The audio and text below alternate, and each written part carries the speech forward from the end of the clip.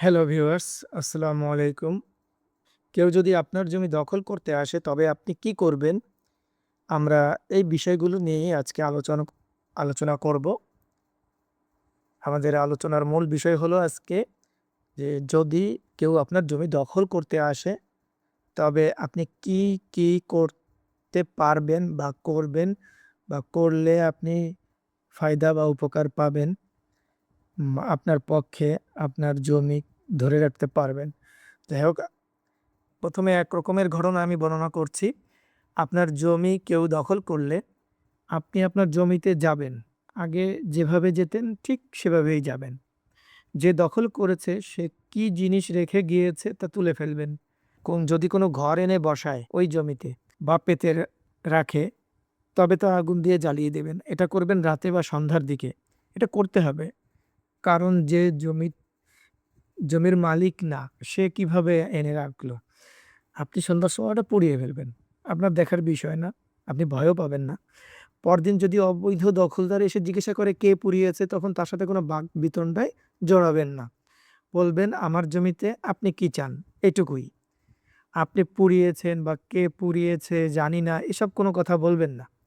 শুধু একটাই কথা, "আমার জমিতে আপনি কি চান?" এটুকুই বলবেন। "আমি কিন্তু আপনার বিরুদ্ধে মামলা করব।" এই, শেষ। ঘটনা ২, যদি আপনার জমিতে ঢুকে গাছ রোপণ করে, মাটি কেটে বা অন্য কোনো স্থাপনা করে বা না করেই হুমকি দেয় যে আপনাকে যদি জমিতে ঢুকতে দেখে তবে মেরে ফেলবে, তবে আপনি সরাসরি থানায় সাক্ষী নিয়ে হত্যা চেষ্টা মামলা দায়ের করবেন। কোনো জমি জমার প্রসঙ্গই টানবেন না মামলায়। বলবেন, "আমাকে হত্যা করার হুমকি দিয়ে আম- আপনাকে হত্যা করতে উদ্যত হওয়ায় সাক্ষীদের উপস্থিতি টের পেয়ে পালিয়ে যায়।" সেই মামলায় কোর্টে জমির প্রসঙ্গ কখনোই বলবেন না বা তুলবেন না, এবং এমনকি উকিলকেও বলবেন না। বলবেন যে হুমকি দিয়েছে মেরে ফেলার জন্য। শেষ। ঘটনা ৩, যদি আপনার জমিতে ঢুকে গাছ রোপণ করে বা ধান লাগায়, মাটি কেটে বা অন্য কোনো স্থাপনা করে বা না করেই হুমকি দেয় যে যদি জমিতে ঢুকতে দেখে আপনাকে তবে দেখে নেবে। যদি কোনো সাক্ষী না থাকে তবে আপনি কোর্টে ১ম এ ১৪৪ ধারায় মামলা রুজু করে আসামিকে কোর্টে আসতে বাধ্য করবেন। জমিতে কোনো গাছ রোপণ করলে বা অন্য কোনো স্থাপনা করলে তা আগেই রাতে বা সন্ধ্যায় পুড়িয়ে ফেলবেন। তদন্ত প্রতিবেদন আসামি যেন নিজ অনুকূলে করিয়ে না নেয় ঘুষ দিয়ে, এটা খেয়াল রাখবেন। ঠিক আছে? আর ওই যেদিন পুড়িয়ে ফেলবেন ঠিক তার পরের দিন আদালতে মামলা করবেন। মামলা করার পর খেয়াল রাখবেন যেন মামলার তদন্ত প্রতিবেদন আসামি নিজ অনুকূলে করিয়ে না নেয় ঘুষ দিয়ে। যেদিন নোটিশ দিয়ে তদন্তকারী কর্মকর্তা তদন্ত করতে আসবেন, সেদিন আপনি জমিতে কাজ করতে থাকবেন সারাদিন। তার আগের দিনও কাজ করবেন আর ভিডিও করবেন।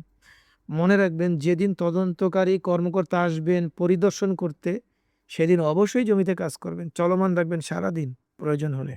কষ্ট করবেন। যদি জমিতে ঢুকতে না দেয়, দলবল নিয়ে বাধা দেয়, তবে দখল পুনরুদ্ধার মামলা করবেন ভূমি অপরাধ ও প্রতিরোধ আইনে এবং সুনির্দিষ্ট প্রতিকার আইনে। দুইটাই একসাথে করবেন। বর্তমানে ভূমি অপরাধ ও প্রতিরোধ আইনে অবৈধ দখলকারীর অবশ্যই শাস্তি হবে। তবে এই মামলা করার আগে আপনার জমির রেকর্ড ও খাজনা পরিশোধের দাখিলা থাকতে হবে অবশ্যই। নইলে এ ধরনের মামলা করার অধিকার আপনার থাকবে না।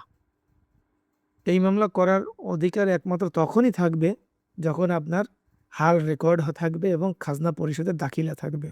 আপনি একটা দলিল করে বসে আছেন, সেই দলিল বুঝে আপনি মালিকানা দাবি করতেছেন, খাজনাও দেন নাই। এই ধরনের কথা বললে আদালত কেন, কেউই মানবে না। আপনার রেকর্ডটা আগে দেখতে হবে। খাজনা না দিলে আপনি মালিক হন না সাধারণত সরকারের কাছে।